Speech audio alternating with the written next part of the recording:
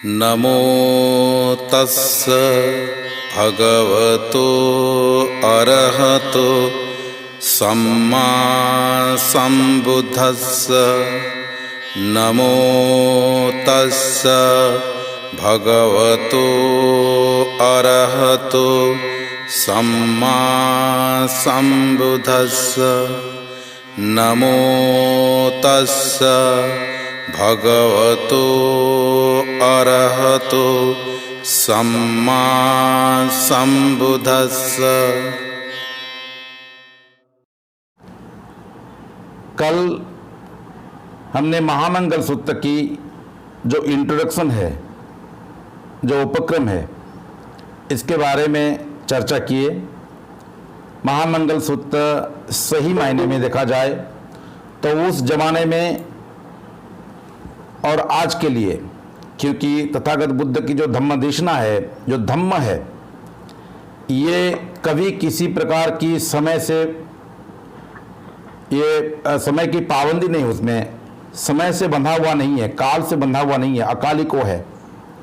ये हर समय ऐसे ही लगता है जैसे अभी अभी थोड़ी देर के पहले तथागत बुद्ध ने कह के गए हैं, ऐसे उनका प्रतीत होता है। ये धम्म की खासियत है, बुद्ध के धम्म, वो हर समय प्रासंगिक होता है। तो महामंगल सूत्र की जो प्रासंगिकता के बारे में मैंने कल बताया कि इस प्रकार 12 साल तक पूरे देव और मानव, ये दोनों एक सूत्र को लेकर, यानी मंगल किसको कहते हैं, क्या करने से मंगल होता है, क्या करने से शुभ होता है, क्या करने से अशुभ होता है, तो इसके ऊपर पूरी चर्चा होती रही, लेकिन कोई निष्कर्ष पे पहुंच नहीं पाए। और जब उन्होंने कई सारे डिबेट करने के बाद भी, कई सारे चर्चा करने के बाद भी जब इसके कोई निष्कर्ष पहुंच नहीं पाए, तो इन्होंने ये सोचे कि क्यों ना हम तथागत बुद्ध को जाके पूछे इसके बारे में, क्योंकि वो सर्वज्ञ है और वो धम्म की अच्छी जानकारी है उनमें, और वो हमें समाधान दे सकते हैं। तो इसी प्रकार सभी ने जा कर के जो मतलब तथागत बुद्ध को पूछने की जब सोचे, तो उनके एक प्रतिनिधि के हिसाब से, रिप्रेजेंटेटिव के हिसाब से एक देवता तथागत बुद्ध के पास आए हैं। तो यहाँ पर देवता का मतलब ये मत समझिएगा कि कोई मतलब कोई दूसरे लोग से आया होगा। देवता का मतलब होता है, उस जमाने में जितने सारे इंटेलेक्चुअल लोग होते थे तो उनको देवता कहा जाता था। तो यहाँ पर जो देव की जो प्रसंग है, वो एक इंटेलेक्चुअल, आज की जो बुद्धिजीवी जिसको कहते हैं हम, बुद्धिमान जिसको कहते हैं, उसी को समझना चाहिए।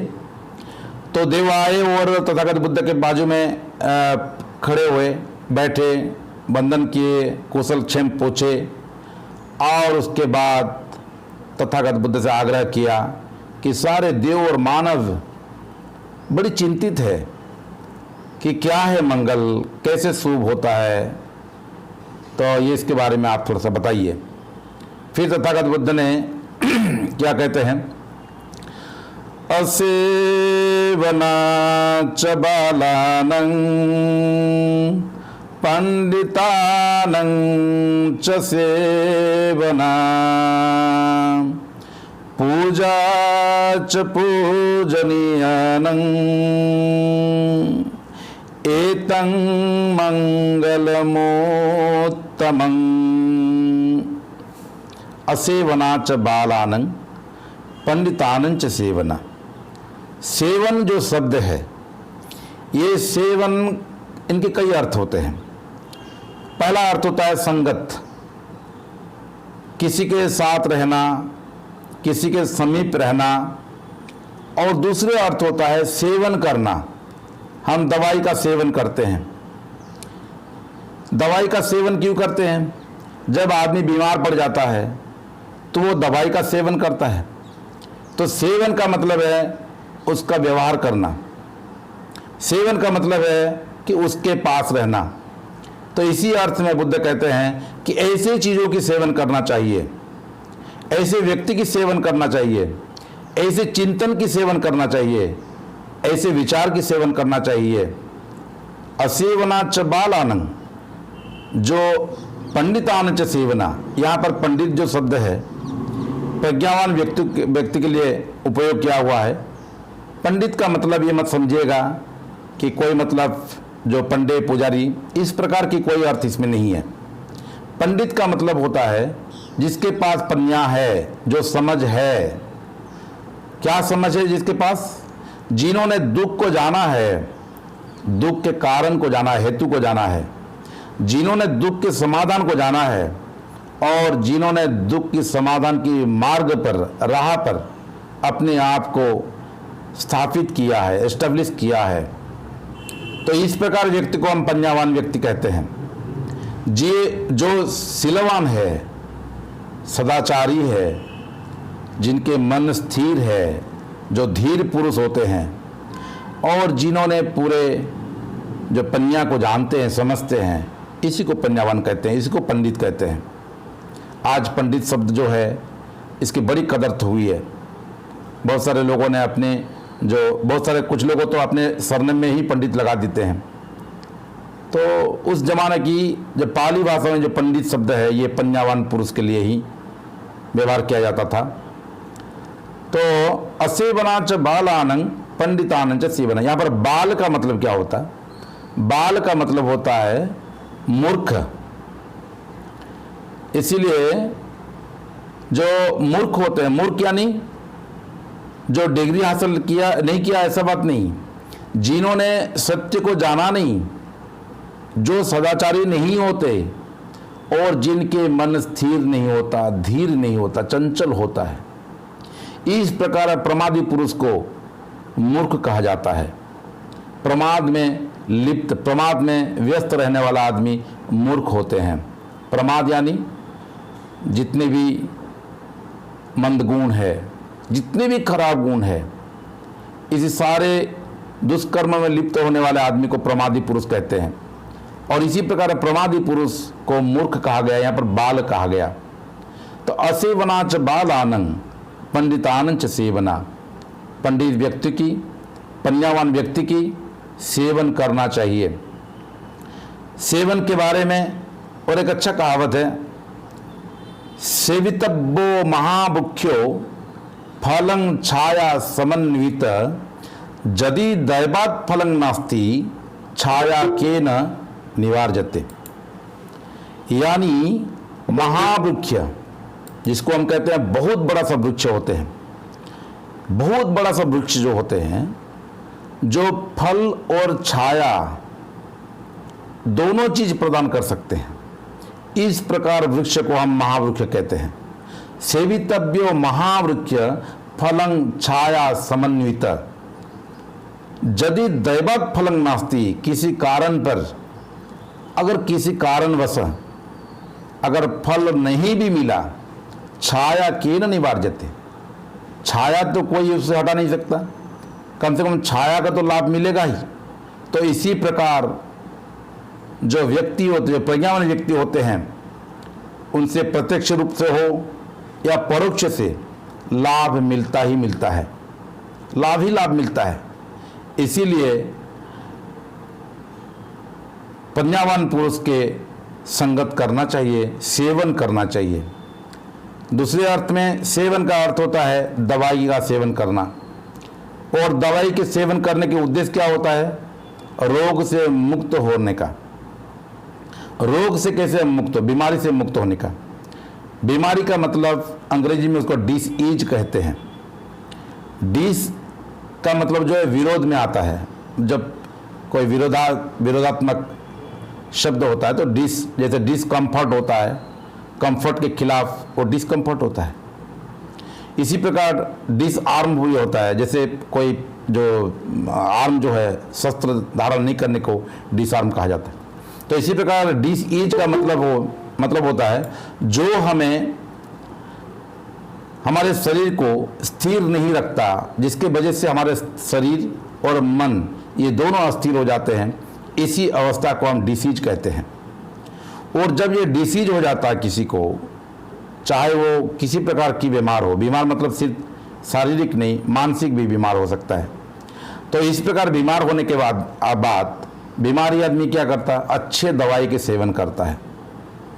और बुद्ध को कहा जाता है, इससे पहले कई बार मैं कह चुका हूँ कि बुद्ध को ये कहा जाता है कि वो जागतिक चिकित्सक है, यानी पूरे विश्व के वो सबसे बड़ा चिकित्सक है, जिन्होंने ऐसी दवाई दी कि ऐसे व्यक्ति उस जमाने में भी और आज में भी काफ़ी मनोरोगी थे, और सारे मनोरोगी को बुद्ध ने ठीक किया, इलाज किया। कभी अंधे को जो है बहुत सारे रंग के बारे में, जो वर्ण के बारे में बुद्ध ने एक्सप्लेन नहीं किया, व्याख्या नहीं किया, अंधे का आँख को इलाज किया ताकि वो देख सके। बुद्ध ने कभी सिर्फ कोरा फिलोसफी नहीं दिया, कोरा दर्शन नहीं दिया। बुद्ध ने हमारे अंदर की जो प्रज्ञा चक्षु है, जो सिर्फ ये चक्षु नहीं, हमारे जो प्रज्ञा चक्षु है जिसके माध्यम से, जिसके जरिए हम देख पाते हैं कि सही में सत्य क्या है, असत्य क्या है, उस चक्षु को खोला, इलाज किया और हमें ये काबिल बनाया कि हम प्रज्ञा को देख सके, प्रज्ञा को समझ सके। तो इस प्रकार बुद्ध की जो धम्म को दवाई के साथ भी तुलना किया जाता है। तो ये दवाई का सेवन करना चाहिए। असेवना च बालानंग, कभी भी मूर्खों की संगति नहीं करना चाहिए, मूर्खों की सेवन नहीं करना चाहिए। मूर्खों की सेवन करने से आदमी की पराभव होता है, मतलब पतन होता है, आदमी कभी उसका उत्थान नहीं हो पाता। पंडितानंच सेवना, जो पंजावान व्यक्ति है उनका सेवन करना चाहिए। पूजा च पूजनीयंतं, इसका मतलब वह पूजा करने योग्य जो होते हैं उनको पूजा करना चाहिए।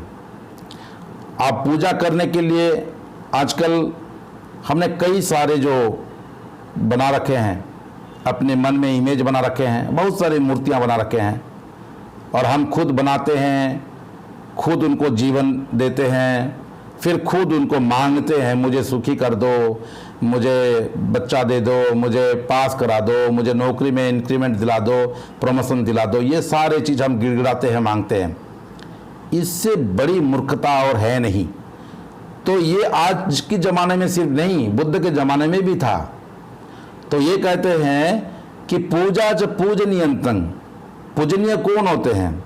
ये पूजा का मतलब होता है, बुद्ध जो संस्कृति है प्रार्थना नहीं होता, इसमें पूजा होता है।